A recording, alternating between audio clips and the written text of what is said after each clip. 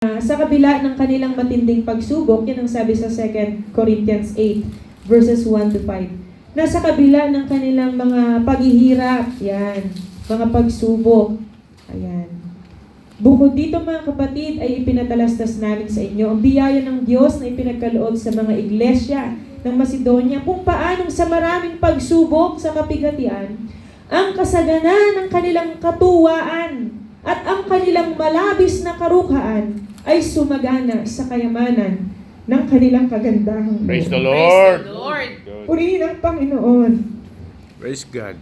Nang ating pinagbubulayan ng mga salitang ito, parang nakikita ko tayo mga kapatid, sa iglesyang ito, na totoo na karanasan din natin ito, amen. Amen. Na sa kabila ng mga pagsubok, sa kabila ng mga kapighatian na ating nararanasan sa ating buhay, pinipili natin na tayo'y matuwa.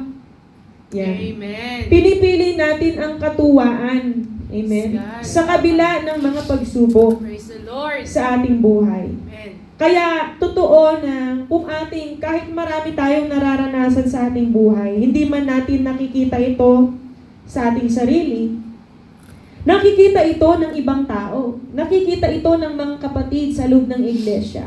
Na tayo ay sumasagana sa kagandahang loob. God. Pagdating sa ating mga paglilingkod sa ating dakilang Diyos.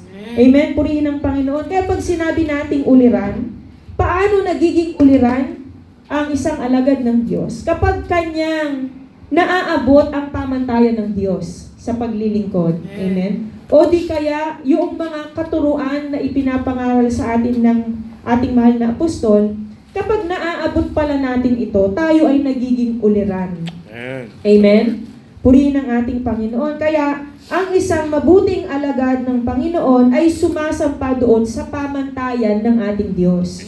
Ayan ang tinatawag na isang mabuting uliran, alagad ng ating Diyos. Glory to God. Kaya mga kapatid, kung ating babalikan dito sa ating teksto, sabi dito, aming inaalala sa harapan ng ating Diyos at Ama ang inyong gawang mula sa pananampalataya. Oh. Gusto ko lamang isa-isahin ang mga naging patotoo ng mga magkakapatid na ito sa dako ng Tesalonica. Sabi dito, unang-una, gawa sa pananampalataya. Amen? The work of faith. Pangalawa, pagpapagal sa pag-ibig or the labor of love. Pangatlo, pagtitiis sa pag-asa or the patience of hope. Purihin ang ating Panginoon. Kaya kung ating itutuloy ang ating pagbasa, mga kapatid. Basahin natin ito sa talatang 5. Bakit nagkaroon ng mga ganitong katangian bilang isang ulirang alagad ng Diyos ang ating mga kapatid sa dako ng Tesalonica?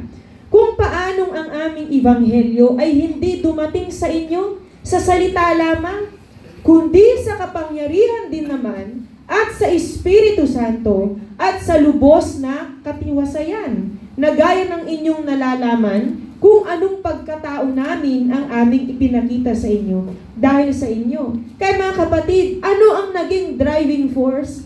Bakit nagbunga ng mga gawa ng pananampalataya o labor of love or patience of hope ang ating mga kapatid? Dahil sa kapangyarihan ng Ebanghelyo. Amen. Kaya mga kapatid, ang salita ng Diyos pala ang nagiging pundasyon natin. Amen. Kung bakit tayo ay namumunga, ang ating pananampalataya ay namumunga. Amen. Kung bakit tayo ay nagtitiis, nagpapagal sa ating pag-ibig sa ating Diyos. Amen. Kung bakit tayo umaasa sa ating Panginoon. Bakit? Sapagkat mayroong kapangyarihan pala at pangangasiwa ng banal na Espiritu ang Ebanghelyo. Amen. Ang salita ng Diyos. Amen? Purihin ang ating Panginoon. Glory to God. Kaya mga kapatid, ayan. Dito, meron tayong tatlong main topic dito. Ayan, dun sa verse na, sa ating teksto. Una, gawain. Pangalawa, pagsisikap. Pangatlo, pagtsatsaga. Gawain saan? Sa pananampalataya. Pagsisikap saan? Pag-ibig. Pagtitiyaga saan? Sa pag-asa. Kumbaga, ito yung mga bunga. Amen? Ang pananampalataya, nagbubunga ng gawa. Ang pag-ibig, nagbubunga ng pagsisikap. Oh. Ang pag-asa, nagbubunga ng pagtitiyaga. Amen? Purihin ang ating Panginoon. Kaya mga kapatid, Lord God, kaya nang sumagana ang ganitong, purihin ang Panginoon. Ayan. Nang sila mga kapatid, sumagana sa mga ganitong gawang mabuti. Oh. Basahin natin dito sa verse 6. Glory to God. Nang tinanggap ninyo ito po ay mas mababaw na salin. Ayan. Kaya ano ang naging dulot sa atin ng kapangyarihan ng salita ng Diyos? At kayo'y nagsitulad sa amin at sa Panginoon nang inyong tanggapin ang salita sa malaking kapighatian na may katuwaan sa Espiritu Santo. Purihin ang Panginoon. Kaya sabi dito sa mas mababaw na salin, nang tinanggap ninyo ang aming ipinapangaral, tumulad kayo sa aming halimbawa. Amen? At sa halimbawa ng Panginoon, ginawa ninyo ito sa kabila ng matinding paghihirap. Ngunit tinaglay pa rin ninyo ang kagalakan dulot ng banal na Espiritu. Purihin ang Panginoon. Kaya mga kapatid, ganito sila naging uliran. Bakit? Sapagkat naging silang halimbawa na sa kabila ng paghihirap, pinili nila na taglayin nila ang kagalakan. Praise the Lord. Purihin ang Panginoon. Lord God. Kaya ang tao, dito makikita natin, ang tao mayroon siyang kakayanang pumili Tunay. pagdating sa pagharap niya sa pagsubok. Tunay. Amen? Maaring ang tao piliin niyang malugmok kapag nakakaranas ng pagsubok. Maari naman ang tao piliin niyang magalak o matuwa sa kabila ng pagsubok. Kaya sino ang naging uliran sa pananampalataya? Yung palang mga pinili na maging magalak. Praise the Lord. Yung palang pinili na matuwa sa kabila ng pagsubok. Purihin ang Panginoon. Kaya ito mga kapatid, parang tayo ito Tunay. di ba? Kung titignan natin ang ating sarili, totoo, tayo, wala dito ang ating mahal na Pastor Jen.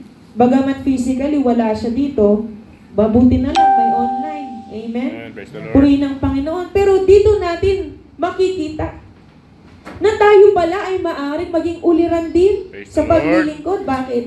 Sapagkat hindi natin piniling malugmok Praise sa the kabila ng kalagayan na tayo, wala ang ating mahal na manggagawa. Glory to God. Ngunit ano ang ating sinisikap? Matuwa tayo. Nagpapatuloy tayo sa paglilingkod. Amen. Praise the Lord. Amen. Nagagalak tayo sa ating mga paglilingkod sa ating dakilang Glory Diyos. to God. Kaya mga kapatid, hindi man natin ito naririnig talaga, pero marami ang natutuwa sa atin.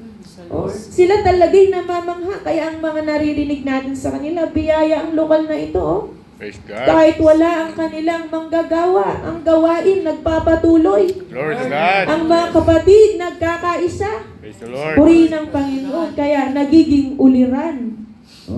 Nagiging uliran ang isang mananampalataya. Glory to God. Purihin ang ating Panginoon. Glory to God. Kaya mga kapatid, ano-ano ang mga katangian ng isang uliran na alagad ng Diyos? Unang-una, may gawa ng pananampalataya or the work of faith. Purihin ang Panginoon. Kaya kung ating babalikan dito sa 1 Thessalonians chapter 1 verse 4, sabi dito sa English version, "For we know, brothers loved by God, that He has chosen you." Praise God. Sabi sa verse 5, "Because our gospel came to you not only in word, but also in power and in the Holy Spirit and with full conviction." Purihin ang ating Panginoon. You know what kind of men we prove to be among you for your sake. Kaya mga kapatid, bakit tayo namumunga sa mga mabubuting gawa sa pananampalatayang ito?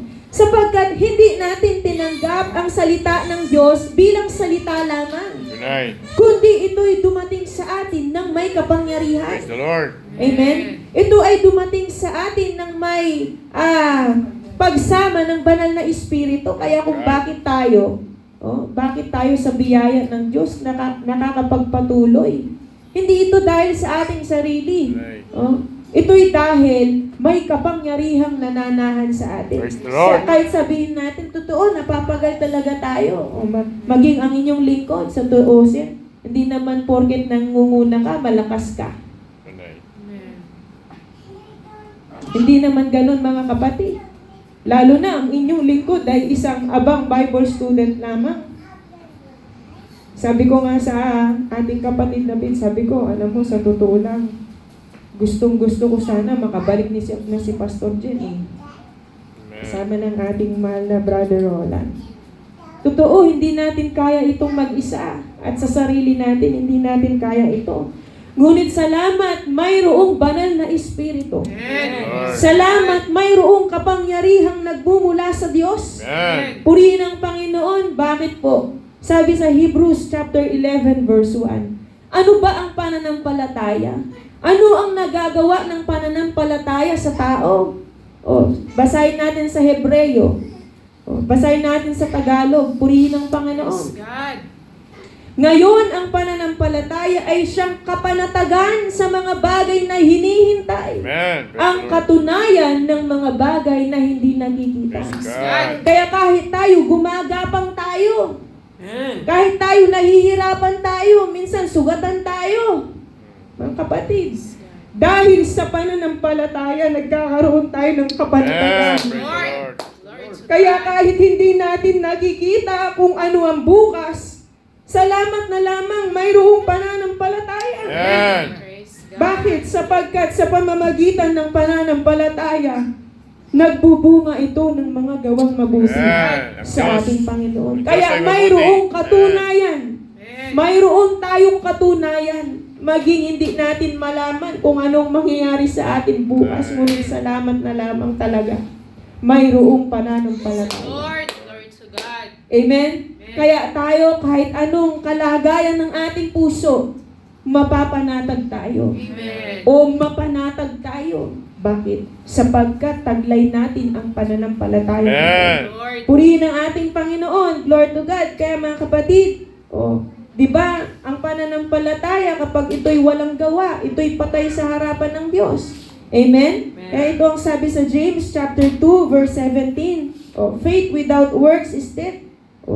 Kaya mga kapatid, biyaya na lamang, ibig sabihin, tayo na mga magkakapatid, buhay ang ating pananampalataya. Bakit? Namumunga nga tayo eh. Sa kabila ng ating kalagayan, purihin ang Panginoon. Glory to God. Buhay ang ating pananampalataya. Amen. Glory to God. Glory to God. Napakabuti ng ating dakilang Diyos. Amen. Kaya mga kapatid, sabi dito sa 2 Corinthians chapter 12 verse 10. Basahin natin sa Tagalog ito. Purihin ang Panginoon.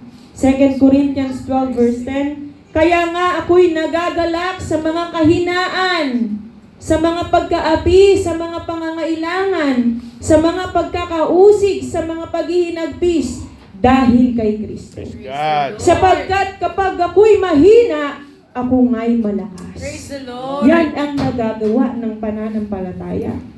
Na kahit nasa panahon ka ng kahinaan, na kahit nasa panahon ka ng pangangailangan, na kahit nasa panahon ka na hindi mo maunawaan, mga kapatid, dahil kay Kristo, bagamat tayo'y mahina, tayo'y malakas.